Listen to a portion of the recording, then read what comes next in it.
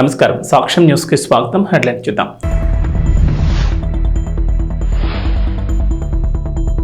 ఏపీలో మరోసారి ఎన్నికలు, కేంద్ర ఎన్నికల సంఘం కీలక ప్రకటన.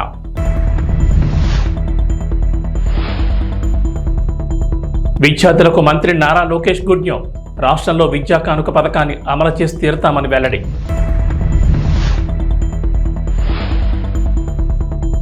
తెలంగాణలోని ఉద్యోగులకు రేవంత్ సర్కార్ గుడ్ న్యూస్. పెండింగ్ లో ఉన్న డిఏ చెల్లించేందుకు ప్రభుత్వం నిర్ణయం.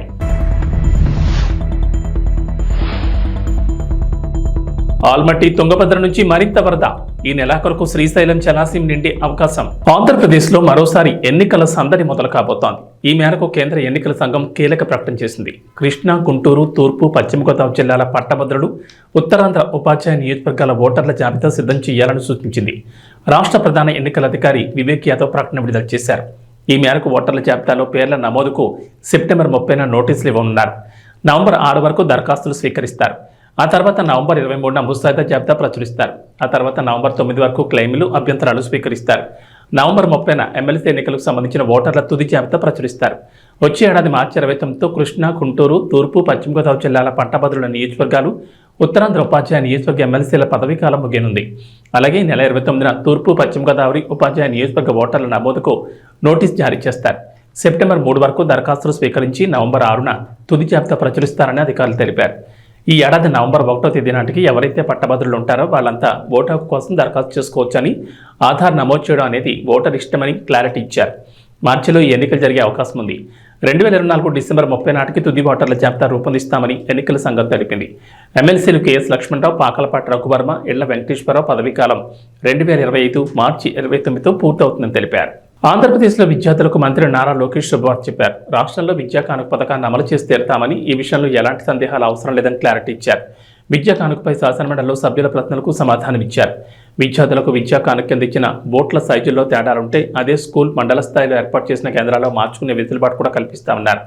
గత ప్రభుత్వం విద్యా కానుకలో విద్యార్థులకు అందజేసిన బ్యాగులు నాణ్యత లోపం కారణంగా జరిగిపోయాయని, తమ ప్రభుత్వం బ్యాగుల నాణ్యతపై ఫోకస్ పెడుతుందన్నారు. మంత్రి లోకేష్ తల్లికి వందనం కార్యక్రమంపై స్పష్టత ఇచ్చారు. ఇప్పటికే ఈ పథకంపై ప్రభుత్వం తరఫున ప్రకటన చేశామని, అయినా కొందరు దుష్ప్రచారం చేయడం సరికాదన్నారు. అలాంటి వారిపై చర్యలు తీసుకుంటామన్నారు. ఈ పథకం అమలుకు సంబంధించి విధి విధానాలు రూపొందిస్తున్నామని తెలిపారు. తాము ఎన్నికల సమయంలో చెప్పినట్లుగానే సూపర్ 6 హామీలను అమలు చేస్తామన్నారు. గత ప్రభుత్వం ఇచ్చిన ట్యాబ్ల పంపిణీపై ఫిర్యాదులు వచ్చాయని, ఈ అంశంపై ఏం చేయాలనేది చర్చించే నిర్ణయం తీసుకుంటామన్నారు. యువతకి ఉద్యోగ ఉపాధి అవకాశాలు కల్పిస్తామన్నారు. ఉద్యోగాలు భర్తీ చేస్తామన్నారు. మరోవైపు గత ప్రభుత్వం బైజూస్ సంస్థతో కుదుర్చుకున్న ఒప్పందంపైన పరిశీలన చేస్తున్నామన్నారు మంత్రి. ఇలా గత ప్రభుత్వ నిర్ణయాలపై సమీక్ష చేస్తామని, ఒకవేళ వాటి వల్ల ప్రయోజనం ఉంటుందని భావిస్తే యథావిధిగా అమలు చేస్తామని తెలిపారు. నేను వేరే ఫామ్లో మీ దగ్గరకు వస్తాను. చాలా స్పష్టంగా తల్లికి వందనం గైడ్ లైన్స్ ఫామ్ చేస్తున్నాం, త్వరలోనే పెడతాం, ఇస్తామని చెప్తే కొన్ని పత్రికలు అది వక్రీకరించి ఇవ్వట్లేదని చెప్తున్నారు. ఇది చాలా చాలా అన్యాయం అధ్యక్ష. అది వేరే ఫామ్లో అది తీసుకొస్తా. ఎందుకంటే వాస్తవాలు ప్రజలు చెప్పాల్సిన బాధ్యత మీడియా పైన కూడా ఉంటుంది. కానీ అది వక్రీకరించి బయట పెడతాం, చాలా చాలా బాధాకరం. బాబు సూపర్ 6 హామీలకి మేము కట్టుబడి ఉన్నాం. తప్పనిసరిగా అది అమలు చేసే బాధ్యత ఎన్డీఏ ప్రభుత్వం తీసుకుంటుందని ఈ సభాముఖంగా గౌరవ సభ్యులందరికీ తెలుస్తున్నాం. తెలంగాణలోని ఉద్యోగులకు రేవంత్ రెడ్డి సర్కార్ గుడ్ న్యూస్ వినిపించింది. పెండింగ్ లో ఉన్న డిఏ చెల్లించేందుకు ప్రభుత్వం ముహూర్తం పెట్టింది. ఆగస్టు 15 తర్వాత ఉద్యోగులకు డిఏ ప్రకటించనున్నట్లు ఉపాధ్యాయ సమస్యలపై సంఘాలతో చర్చించిన అనంతరం సీఎం సలహాదారు వేం నరేందర్ రెడ్డి వెల్లడించారు. శుక్రవారం ఉపాధ్యాయ సంఘాలతో వేం నరేందర్ రెడ్డి చర్చలు జరిపారు. రైతు రుణమాఫీ పూర్తయిన వెంటనే ఆగస్టు 15 తర్వాత ఉపాధ్యాయ ఉద్యోగులందరికీ బకాయి ఉన్న డిఏ ప్రకటించనున్నట్లు వెల్లడించారు. అయితే 1, 2 అనేది మాత్రం సీఎం రేవంత్ రెడ్డి నిర్ణయిస్తారని తెలిపారు. యూఎస్పీసీ జాక్టో ఆధ్వర్యంలో ప్రొఫెసర్ కోదండరాం ద్వారా సీఎం రేవంత్ రెడ్డి అపాయింట్మెంట్ కోరగా ముందుగా వేం నరేందర్ రెడ్డితో చర్చించాలని సూచించినట్లు సమాచారం. సీఎం సూచనతో ఈరోజు యూఎస్పీసీ, జాక్టో, టీటీజేఏసీ తదితర ఉపాధ్యాయ సంఘాల ప్రతినిధులతో వేం నరేందర్ రెడ్డి చర్చలు జరిపారు. బదిలీలు, పదోన్నతులు సజావుగా నిర్వహించినందుకు ప్రభుత్వాన్ని, సంఘాల నాయకులు ముందుగా అభినందనలు తెలిపారు. ఆంధ్రప్రదేశ్లో ఆగస్టు నెల పింఛన్లకు సంబంధించి ప్రభుత్వం ఏర్పాట్లు పూర్తి చేసింది. 4 రోజుల ముందుగానే నిధుల విడుదలపై ఫోకస్ పెట్టింది. గత నెలలో గ్రామ, వార్డు సచివాలయాల ఉద్యోగులకు పింఛన్ల పంపిణీ బాధ్యత అప్పగించగా ఈసారి కూడా వారే ఆగస్టు 1వ తేదీన ఉదయం 6 గంటల నుంచి పింఛన్ల పంపిణీ చేపట్టాలని ప్రభుత్వం ఆదేశించింది. అలా చేయని ఉద్యోగులపై చర్యలు తీసుకుంటామని ఉన్నతాధికారులు స్పష్టంగా తెలిపారు. అస్వస్థతో ఉన్నవారు ఇంకా పంపిణీ మిగిలితే 2వ తేదీని ఇస్తారు. ఎవరైనా పింఛన్ లబ్ధిదారులు ఇతర ప్రాంతాల్లో ఉంటే ఆగస్టు 1 నాటికి స్వగ్రామాల్లో అందుబాటులో ఉండేలా సమాచారం ఇవ్వాలని అధికారులు సచివాలయ ఉద్యోగులకు సూచించారు. మరోవైపు ఆగస్టు నెలలో పింఛన్ల పంపిణీకి సంబంధించి సెర్ఫ్ సీఈఓ కొన్ని సూచనలు చేశారు. రాష్ట్ర వ్యాప్తంగా గ్రామ వార్డు సచివాలయాల ఉద్యోగులు ఆగస్టు 1న ఉదయం 6 గంటలకు పింఛన్ల పంపిణీ ప్రారంభించాలన్నారు. మొదటి రోజే 99% పింఛన్ల పంపిణీ పూర్తి కావాలని, ఒకవేళ సాంకేతిక సమస్య ఎదురైతే రెండవ రోజు పంపిణీ చేయాల్సి ఉంటుందన్నారు. ఆ తర్వాత పంపిణీ సమయం పొడిగించాలని తెలిపారు. అలాగే మొదటి 2 రోజులు పింఛన్ పంపిణీపై అన్ని గ్రామాల్లో social media beat of Tom బహిరంగ ప్రదేశాల్లో ఆడియో రికార్డింగ్ ప్లే చేయడం, వాట్సాప్ ద్వారా విస్తృత ప్రచారం చేయాలని, ఈ సమాచారం ప్రతి పింఛన్ లబ్ధిదారులకు చేరాలని సూచించారు. ఆంధ్రప్రదేశ్ ప్రభుత్వం మహిళలకు గుడ్ న్యూస్ చెప్పింది. తెలుగుదేశం, జనసేన, బీజేపీ కూటమి అధికారంలోకి వచ్చినప్పటి నుంచి ఎన్నికల్లో ఇచ్చిన హామీలకు అనుగుణంగా ఒక్కొక్క పథకాన్ని ప్రభుత్వం అమలు చేసుకుంటూ వస్తోంది. ఈ క్రమంలోనే మహిళలకు ఇచ్చిన హామీల్లో ఒకటైన ఆడబిడ్డ నిధి పథకాన్ని కూడా అమలు చేసేందుకు రంగం సిద్ధమైంది. ఈ క్రమంలోనే అర్హులైన ప్రతి మహిళ ఖాతాలో నెలకు 1500 ప్రభుత్వం జమ చేయనుంది. ఈ క్రమంలోనే తాజాగా ఆడబిడ్డ నిధి పథకం అమలుకు సంబంధించి మంత్రి గుమ్మడి సంధ్యారాణి శాసనమండలిలో ప్రకటన చేశారు. శాసనమండలిలో మాట్లాడిన మహిళా శిశు సంక్షేమ గిరిజన సంక్షేమ శాఖ మంత్రి గుమ్మడి సంధ్యారాణి ఆడబిడ్డ నిధి పథకం అమలుకు సంబంధించి కీలక ప్రకటన వెలువరించారు. కూటమి ప్రభుత్వం ఇచ్చిన సూపర్ 6 హామీ ప్రకారం ఆంధ్రప్రదేశ్లో 18 ఏళ్లు నిండిన ప్రతి మహిళకు నెలకు 1500 చొప్పున ఏడాదికి 18,000 అందిస్తామని పేర్కొన్నారు. ఈ పథకాన్ని త్వరలోనే అమల్లోకి తీసుకొచ్చేందుకు తమ ప్రభుత్వం కృషి చేస్తోందని ఆమె వెల్లడించారు. ముఖ్యమంత్రి నారా చంద్రబాబు నాయుడుకు మహిళలంటే ముందు నుంచి ఎంతో గౌరవం అందరికీ తెలుసని, అందుకే వారికి ఇచ్చిన హామీలను అమలు చేయడానికి కూటమి ప్రభుత్వం కట్టుబడిందని గుమ్మడి సంధ్యారాణి స్పష్టం చేశారు. అధ్యక్ష, గౌరవ సభ్యులు అనురాధ గారు అడిగిన ప్రశ్నకి ఆంధ్రప్రదేశ్లో ఉన్నటువంటి మహిళలు అంటే ఆంధ్రప్రదేశ్లో జనాభాకి సగం కంటే ఎక్కువ మంది మహిళలు ఉన్నారు అధ్యక్ష. గత ప్రభుత్వంలో అక్క చెల్లెమ్మలు అని అక్క చెల్లెమ్మలు అందరికీ ఇంచుమించు మోసం జరిగింది అధ్యక్ష. ఎందుకంటే మహిళలు డ్వాక్రా గ్రూప్ మహిళలకు కానీ ఎక్కడ కూడా కనీసం రుణాలు ఇవ్వడం కానీ వాళ్ళకి ఆర్థిక సహాయం ఏ విధంగా చేయడం కానీ జరగలేదు అధ్యక్ష. అలాగే గౌరవ సభ్యులు అడిగిన దానికి 45 సంవత్సరాలు పూర్తయిన ఎస్టీ, ఎస్సీ, బీసీ, మైనారిటీ మహిళలకు 3,000 రూపాయలు నెలకిస్తాం, మొత్తం టోటల్గా సంవత్సరానికి 36,000 ఇస్తామని ఉపన్యాసం అయితే చెప్పారు కానీ అధ్యక్ష ఎక్కడ అందలేదు అధ్యక్ష. ఎందుకనంటే ఆ తరువాత 1 సంవత్సరం ఇవ్వకుండా ఇంకొక సంవత్సరం మాత్రం 18,500 రూపాయలు మాత్రం ఒక 2 సంవత్సరాలు, అది కొంతమందికి 45 సంవత్సరాలు పూర్తయిన అందరికీ కాదు అధ్యక్ష, కొంతమందికి అందించారు. అలా అందించడం వల్ల చాలామంది మహిళలు అది చాలా బాధపడడం కూడా జరిగింది అధ్యక్ష. ఎందుకనంటే అక్క చెల్లెమ్మలు అని మోసం చేశారు అని 45 సంవత్సరాలు పూర్తయినటువంటి మహిళలందరూ కూడా చాలాసార్లు బాధపడితే అదే ప్లేస్లో ఉండి నేను 3-4 సార్లు ఇదే క్వశ్చన్ ఇదే సభలో నేనే అడిగాను అధ్యక్ష, ఎప్పుడు ఇస్తారు ఈ డబ్బులు అని. ఎందుకంటే సాక్షాత్తు అప్పటి మాజీ ముఖ్యమంత్రి వర్యులు ఇప్పటి ఎమ్మెల్యే గారు పులివెందుల ఎమ్మెల్యే గారు అప్పుడు ఏం చెప్పారంటే క్రిస్మస్ సందర్భంగా నేను ఆ పేపర్ కటింగ్స్ కూడా నేను ఎమ్మెల్సీగా ఉండేటప్పుడు చూపించాను అధ్యక్ష.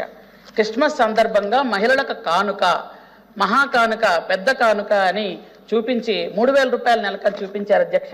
కానీ ఒక్కరోజు కూడా ఇచ్చిన పాపాను పోలేదు, మహిళలు చాలా బాధపడ్డారు. కాబట్టి మహిళల్ని గౌరవించడం చంద్రబాబు నాయుడు గారికి మొదటి నుంచి ఉన్నటువంటి అలవాటు. అలాగే ఈ ప్రభుత్వం కూడా సూపర్ 6లో ప్రతి మహిళకు 18 సంవత్సరాలు పూర్తయిన ప్రతి మహిళకు 1,500 రూపాయలు అంటే సంవత్సరానికి 18,000 రూపాయలు ఖచ్చితంగా అందించడం జరుగుతుంది అధ్యక్ష. దీనిలో ఎవరిని కూడా తెలుగింటి ఆడపడుచుల్ని అన్యాయం చేసేది లేదు అధ్యక్ష.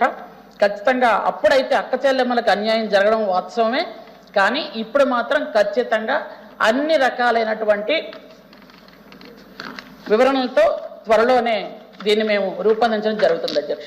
Thank you. పాకిస్తాన్ ఉగ్రముఖలు అక్రమంగా భారతదేశంలోకి చొరబడగా వారిని తిప్పికొడుతూ మన భూభాగాన్ని పరిరక్షించడానికి ఆపరేషన్ విజయ్ పేరిట కార్గిల్ యుద్ధం జరిగి 25 సంవత్సరాలు పూర్తయిన సందర్భంగా పామిడి పట్టణంలో బీజేపీ ఆధ్వర్యంలో విజయ్ దివాస్ ర్యాలీ నిర్వహించి పట్టణంలోని ఎద్దులపల్లి రోడ్ సర్కిల్లో విద్యార్థులతో కలిసి మానవహారం ఏర్పాటు చేసి నినాదాలు చేసి కార్గిల్ యుద్ధంలో పాల్గొన్న పట్టణానికి చెందిన మాజీ సైనికాధికారి ఈశ్వర్యని మరియు లక్ష్మీనారాయణకు సత్కారం చేశారు. ఈ సందర్భంగా బీజేపీ మండల అధ్యక్షులు అంజనాయక్ మరియు బీజేపీ యువమోర్చా జిల్లా ఉపాధ్యక్షుడు రాజశేఖర్ గౌడ్ మాట్లాడుతూ ఈ యుద్ధంలో ప్రత్యక్షంగా పాల్గొని దేశం కోసం తమ ప్రాణాలను సైతం పణంగా పెట్టి పోరాడిన భారత సైనికుల శౌర్య పరాక్రమాలను వేనోళ్ల కొనియాడుతూ నేటి యువత విద్యార్థులు దేశం పట్ల అనురక్తి కలిగి ఉండాలని సూచించారు. ఈ కార్యక్రమంలో బీజేపీ మండల ఉపాధ్యక్షులు సునీల్ కుమార్, చాణుక్య, అజయ్, గోపాల్, హరిణ తదితరులు పాల్గొన్నారు. Junior college PT Ramakrishna, Shri Saraswati Vidyamandir, హాయ్ బాబా మరియు పామిడి మండల ప్రజలు పాల్గొన్నారు.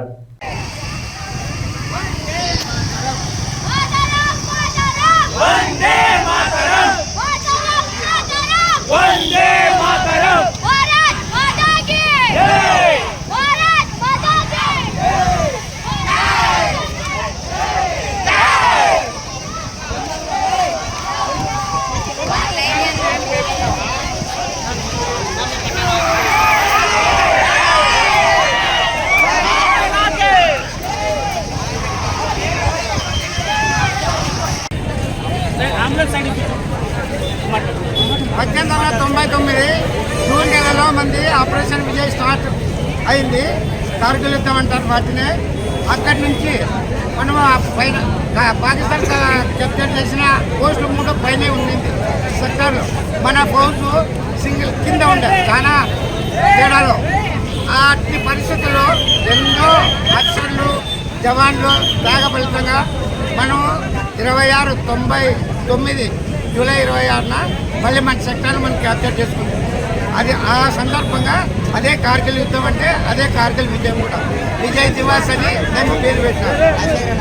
తుంగభద్ర జలాశయం మంత్రాలయంలో ఉధృతంగా ప్రవహిస్తోంది. టీబీ డ్యాం నుంచి గేట్లు ఎత్తివేయడంతో తుంగభద్ర నది కళకళలాడుతోంది. శ్రీ రాఘవేంద్ర స్వామి వారిని దర్శించుకునేందుకు వచ్చే భక్తాదులకు అప్రమత్తంగా ఉండాలని అధికారులు ఎప్పటికప్పుడు సూచిస్తున్నారు. తుంగభద్ర నది జలాశయంలో చెత్తాచెదారంతో పాటు ముసాళ్లు కూడా రావడం జరిగిందని అధికారులు తెలిపారు. తుంగభద్ర నదికి నీరు రావడంతో నది ఒడ్డున ఉండే చిన్నకారు రైతులు సంతోషం వ్యక్తం చేస్తున్నారు.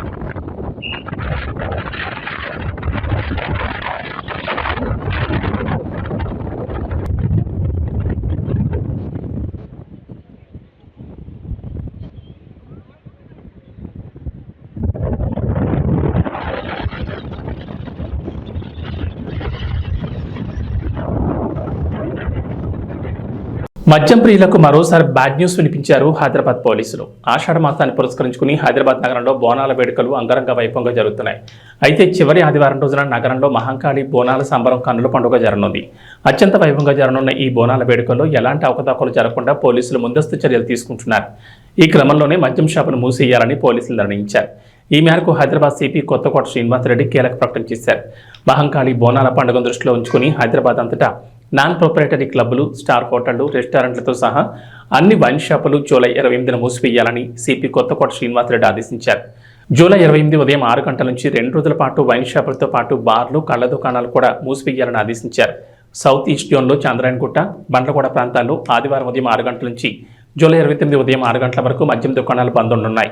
ఇక సంవత్సరంలో చార్మినార్, కమాటీపుర, హుస్సేని ఆలం, ఫలక్నుమా, మొగల్పుర, చత్రనాక, షాలిబండ, మీర్చౌక్ ప్రాంతాల్లో జూలై 28 ఉదయం 6 గంటల నుంచి 2 రోజుల పాటు మద్యం దుకాణాలు బంద్ ఉంటాయని సిపి కొత్తకోట శ్రీనివాసరెడ్డి పేర్కొన్నారు.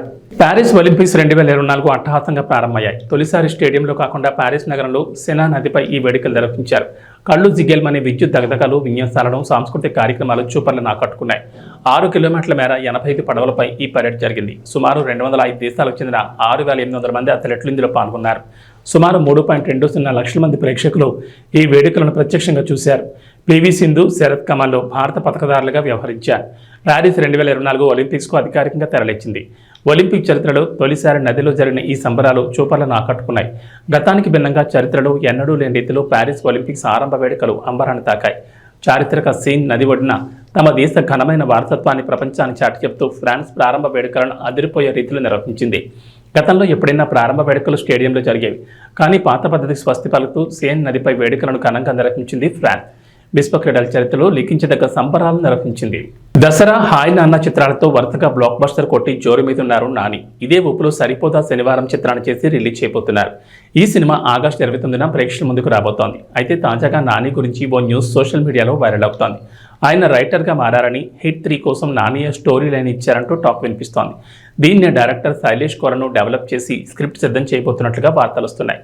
క్రైమ్ థ్రిల్లర్ చిత్రాల్లో హిట్ సిరీస్కి మంచి ఆదరణ లభించింది. హిట్ ఫస్ట్ పార్ట్లో విశ్వక్షణ్ హీరోగా నటించగా రెండో భాగంలో అడవిశేష్ లీడ్ రోల్లో నటించారు.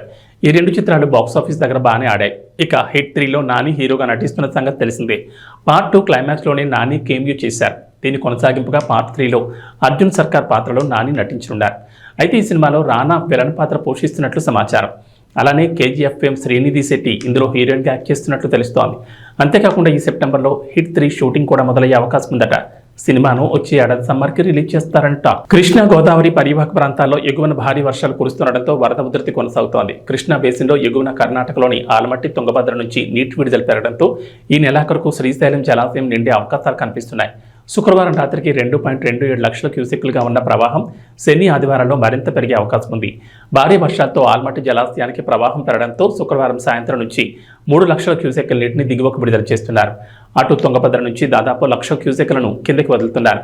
అటు భద్రాచలం వద్ద గోదావరి వరద తగ్గినట్లు తగ్గి మళ్లీ పెరుగుతోంది. శుక్రవారం రాత్రి 48.2 అడుగులు చేరుకోవడంతో రెండో ప్రమాద హెచ్చరికను జారీ చేశారు. ఇంద్రావతి నుంచి వస్తున్న వరద కారణంగా పెరిగినట్లు అధికారులు తెలిపారు. లోతట్టు ప్రాంత వాసులను అప్రమత్తం చేశారు. నీటి మట్టం పెరిగితే బాధితులను పునరావాస కేంద్రాలకు తరలించనున్నారు. ఏబీ బులెటిన్ విశేషాలు. నమస్కారం.